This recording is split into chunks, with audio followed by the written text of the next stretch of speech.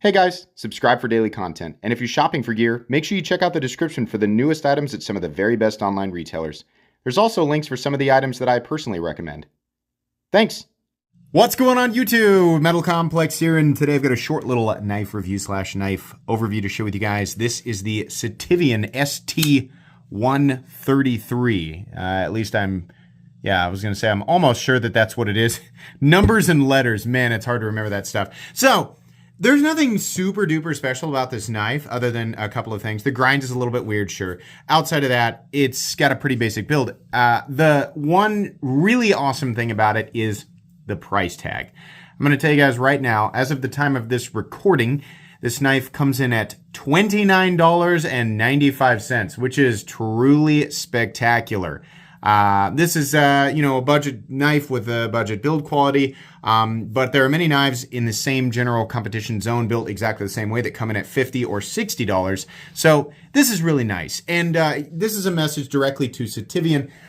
If you keep your prices right around this area for this similar build quality, you're going to continue to make people very happy, and it's going to make more and more and more people pay attention to your brand. But as time goes on, if prices start dramatically increasing, and it's going to turn people off. And, this brand will just sort of fade into the ocean that is other micro brands doing essentially the exact same thing. So stuff like this is really, really cool. And that's what makes me really enjoy pointing this stuff out. I will link this knife right down in the description so you guys can check it out if you want to. It does help my channel when you use those links, but that's entirely up to you. Thanks to Sitiven for providing this knife for review. And thanks to my patrons for supporting me. And please make sure to follow me on Instagram at metal_complex. Let's go ahead and measure this knife. It is, by my definition, a full-size knife. Overall length coming in at 8 inches. Blade length, 3.5 inches. Cutting edge, 3.5 inches as well. Very nice. Let's go ahead and do just a few size comparisons. Not going to get too crazy today because I want to get through this fairly quickly. The Ontario Rat Model 1 and the Ontario Rat Model 2. So just about the same overall size as the Rat 1, a little bit shorter. Actually, I think it's closer to about half an inch shorter. Definitely larger than the Rat 2. How about up against the Demco AD 20.5? What's another good one? Probably the Benchmade Griptilian, or in this case, the Ritter Hogue, which, it's very similar to in overall size. We're at an angle today, so this guy's looking a lot longer, but it's about the same, honestly. And then maybe let's do Spyderco Para 3 and Benchmade Bug Out, and I think that'll finish it up nicely. How's the action on this guy? Pretty good. It's a liner lock with plenty of access, no double clutch, and it falls shut.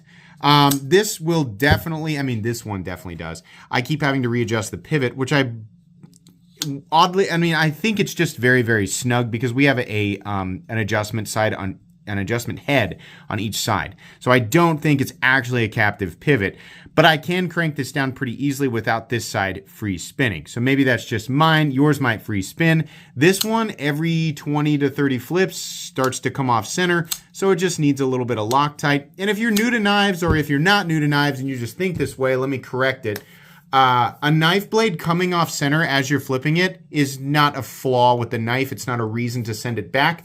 Just use some blue 242 Loctite, and it should solve the problem if you let this stuff set correctly.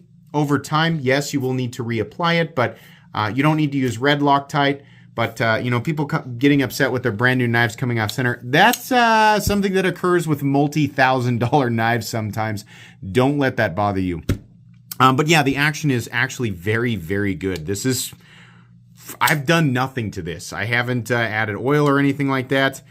Just really nice. The detent's tuned nicely. The flipper tab, honestly, is pretty comfortable. It's a light switchy flipper tab. Really good. Pretty nice. Let's go ahead and do carry profile. Thickness up against the Spyderco Para 3. We have full steel liners and then pretty thick micarta scales on top of that. So this ends up being a reasonably thick knife. Not anything insane, but it really adds to that sort of full sizeness. Length and height up against the PM2 and Para 3. It's definitely a little longer than the Para 3, a little shorter than the PM2 folded up. Height-wise, it does get pretty tall when we go from the peak of the flipper tab to the highest point of the spine there. It's still not quite as tall as the PM2 or Para 3. Materials, we have micarta and D2. This comes in a couple of different configurations, all black, brown and black, or green and black. That's fine. everything is very like military earth with this knife, and that's okay. I think you might consider offering a tumbled finish and some other color setups, but not a big deal. Some people really like those color combos, so that's okay. Full steel liners that have been milled slightly for weight reduction and then fairly thick micarta scales. I'm gonna guess this comes in about 4.5. No, actually quite a bit more, 5.33 ounces. So consider, for some people that's going to be too heavy. This knife is a little bit butt heavy. You're a little behind where your index finger would naturally be. It doesn't really feel all that heavy, as you could maybe guess by my poor assumption with the weight. So, do what you will with that information. I don't find it to be massive. It probably will if you wear super fitted pants or athletic shorts every single day. Let's go ahead and get out my tools and do a hardware check. My tools are very recommendable and very inexpensive. You can find them right down in the section of my description that talks about the tools I use on this channel. So for the pivot, we definitely have a T8 on both sides. When we have T6 screws down here, there's just a couple on each side, and there's a couple for the pocket clip, which, by the way, there's no mounting position for lefties. Sorry, lefties. Sitiven, I would consider, going with T8. And if this is not a captive pivot, which I am almost certain that it isn't, because why have the adjustment head on both sides?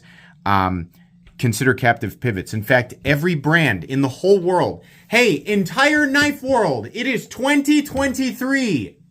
We don't want free spinning pivots. Make captive pivots. That way you're only adjusting one side. Seriously, I thought that this problem would be phased out in like 2020. And even then, it should have been phased out like 5 years earlier.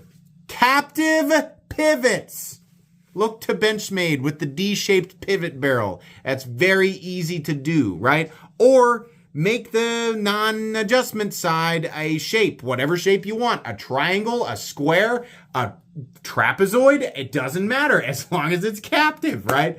No more free spinning pivots, please. I'm going to end up going on a tirade just like I did with lefty pocket clips, and I'm still on that tirade, right? So I'm just adding things to complain about. But seriously, that's a quality of life thing that just makes it way easier and saves you the cost of having to buy another driver and more bits. So anyways, it's still easy to take apart. This one, like I said, doesn't really have a problem. Everything fits snugly enough that you can get it to, come undone. And there's also minimal hardware, in my definition of minimal hardware, which is just 2 on each side. So that's great. As long as you have the tools to do the job, the right tools to do the job, and quality tools, and a place to put your hardware, you should be good to go. Let's go ahead and measure very quickly blade stock thickness.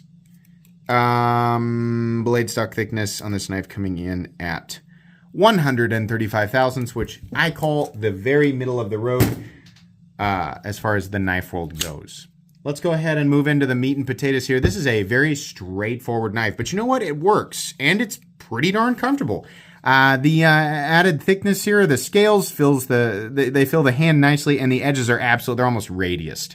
They're very nicely knocked down. Pocket clip is all right. The screws are not recessed. They should be, but okay, no big deal. It goes straight and then a dip and then a, straight again. It's like somebody just smacked it with a hammer shaped exactly like this right here. And it's fine. The bill, it tends to be a little grabby, which is why I don't like it. I always use the MXG deep carry clip on the Para 3 to give an example of what I look for, right? This is a much less grabby clip with a much less goose-faced bill. But this is okay. It's flat and it doesn't create that much of a hot spot, but you can feel it. There's a nice thumb ramp here, and the space between my index finger and the initial cutting edge is not all that great. It's pretty close, so you can really put a lot of power into that initial cut. This grind is interesting. It's a fully flat ground blade out to this area right here where there's another bevel, and it drops down to a much thicker edge. So I guess in theory, it makes the edge, that part of the edge, a little more durable, and you might be able to use it for a little bit more. You got to be careful when you say abusive, because we still have people in here who go by Grandpa's rules, and Grandpa thinks that knives are screwdrivers and hammers and all that crap. Of course, Grandpa was very wrong. If that's what your grandpa told you, I'm sorry, he was wrong. Knives are knives. They're used to cut, right? In a pinch, sure, but usually people don't find themselves in a pinch, right? Usually people find themselves, within 10 feet of the proper tool at almost any given moment. And if you're not, then you have to consider, how did you arrive in this circumstance? Is it because you didn't think about bringing the proper tool? I think a lot of people force their knives into roles that they're not supposed to be in just because that's the life they want to present, right? If you use your knife in that way, what you end up doing is dulling the blade to the point where the knife cannot do the one thing that it was actually made to do, which is to cut safely and efficiently. Everybody's heard that old saying, a dull knife is actually more dangerous than a sharp knife. That's very true. Why? Because when a knife is dull, it's harder to cut the material you're trying to cut, which leads you to add unnecessary pressure. And when you're adding unnecessary pressure to a cut, it's much easier for the blade to slip. And even though it's dull, you can absolutely still cause yourself or somebody else harm. So, everybody do yourselves a favor. Stop thinking that Grandpa's rule about your knife being a hammer and a screwdriver and a jackhammer and a sledgehammer and a freaking, guided missile system. Stop thinking that this is, number one, correct, and number two, something that makes you come off as more masculine or prepared. It's just stupid. Anyways. Jeez, what am I doing here? Oh, man. He just wants to light up the comments section because it's good for the algorithm. My secret! No, I'm kidding, but maybe, I don't know. The edge definitely is a little bit, back to the knife review. The edge definitely is a little bit thicker, and certainly can stand up to, I guess, a little more abuse than this edge, theoretically, right? Because there's just more material out here.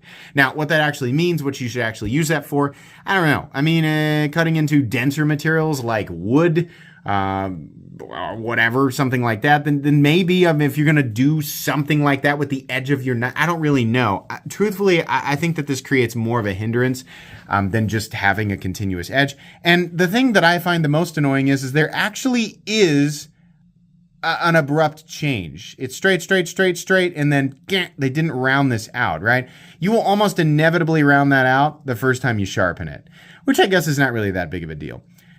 Ultimately, I don't find much of a reason to do this, but sometimes weird is kind of fun, right?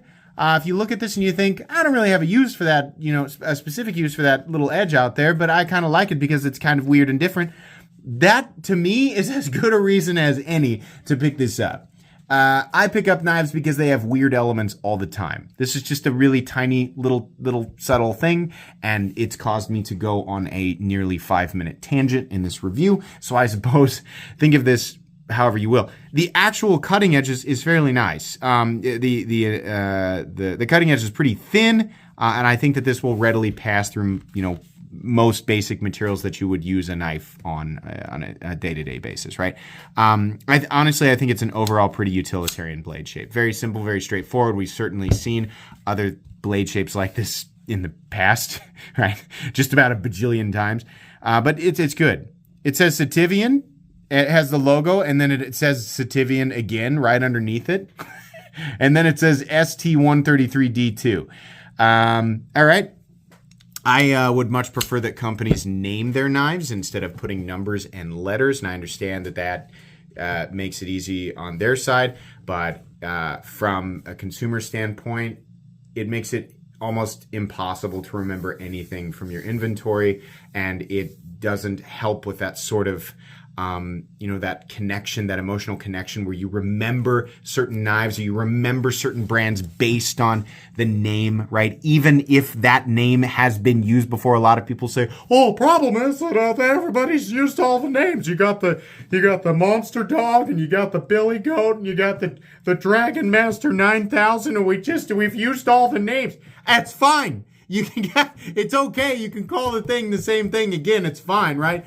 But on just a couple of letters and some numbers, it's just God. I mean, that's why it's hard for me to remember all the ZT knives, because all of them are just numbers and letters. I can't stand it. I'm ranty today, guys. I'm ranty. I need some more caffeine. Sorry. Anyways, they added a couple of lines in here to an otherwise incredibly boring and simple, scale. Like every knife handle looks pretty much exactly like this, right? It's the same, but it works. There's a reason, right? There's a reason that knife handles are not shaped like, trapezoids. Speaking of trapezoids, because a trapezoid is not an ergonomic shape, right? Some may argue, I would say those people are wrong. This is a more ergonomic shape, right? So we see it all the time. There's no lanyard hole. There is a lanyard bar. So lanyard people rejoice. We got a little G10 backspacer right here. Black liners. Everything looks fine. No big deal. Don't know why they didn't mill out a lefty spot. Sitiven, consider left-handed people. They exist and are inevitably a gigantic part of your potential market. Mill out a pocket clip for lefties. I don't know why this is a problem. It is nested into the micarta, so that's good. Retention is fine. It's a steel clip. If you bend it out, you basically don't have a clip anymore. That's the problem with steel clips, right? But okay, the knife isn't that expensive to begin with. In and out of the pocket, nice and easy, smooth surface, right? We have a stop pin located in its usual position. We've got some nice rounding, or shouldering, sorry. No blade play up, down, left, or right. No lock stick, no double clutch, no pivot lash. Very smooth, like really smooth. It's not just, this isn't like Grimsmo smooth. But in this territory, this is going beyond just the weight and mass of the blade. They really wanted that thing to fall shut, and it does. Nice detent, and has it stayed centered throughout the review? Pretty close. Yeah, it did okay. It was perfectly centered at the beginning, and I think flipping it over and over again. Here, I'll give you an example of what I'm talking about. It just needs some Loctite. Every time I talk about this, there's always one goofball who's like, I demand that blades are eternally centered, and I will settle for nothing less.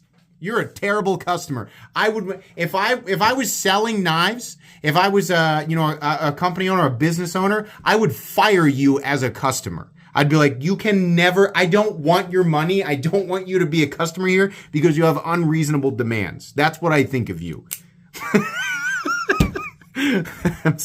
I consider that a totally invalid complaint. Okay. How are we now? Yeah. Okay. Are we still fall shutty? Let's find out. We certainly are. Okay. This is a no-brainer. It's a little chunky. It's got a little weird edge out there, right?